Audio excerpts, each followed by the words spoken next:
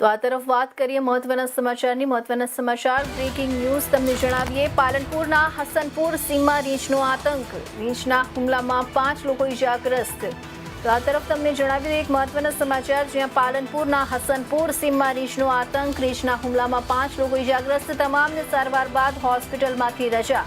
one વિભાગે રીંછને પકડવા શરૂ કરી કામગીરી ગ્રામજનોને સાવચેત રહેવા વન વિભાગની અપીલ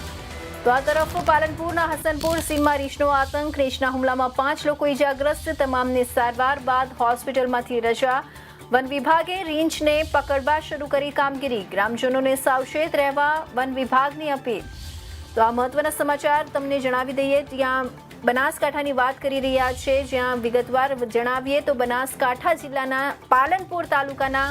હસનપુર ખરોડપુરા ગામની સીમમાં રીંછ દેખાતા ગ્રામજનોમાં ભયનો માહોલ ફેલાયો છે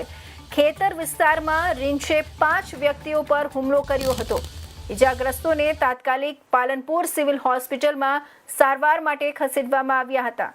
સારવાર બાદ તમામને રજા આપવામાં આવી હોવાનું જાણવા મળ્યું છે ઘટનાની જાણ થતાં ફોરેસ્ટ વિભાગની ટીમ તાત્કાલિક સ્થળ પર પહોંચી હતી અને રીંછને પકડવા માટે કાર્યવાહી હાથ ધરી હતી ખેતરોમાં રીંછ દેખાતા મોટી સંખ્યામાં ગ્રામજનો એકત્ર થઈ ગયા હતા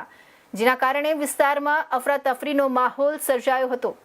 ફોરેસ્ટ વિભાગે લોકોને સાવચેત રહેવા ટોળા ન કરવા અને રીંછથી સુરક્ષિત અંતર જાળવવાની અપીલ કરી છે હાલ રીંછને પકડવા માટે ફોરેસ્ટ વિભાગ દ્વારા સતત શોધખોળ અને બચાવ કામગીરી ચાલુ છે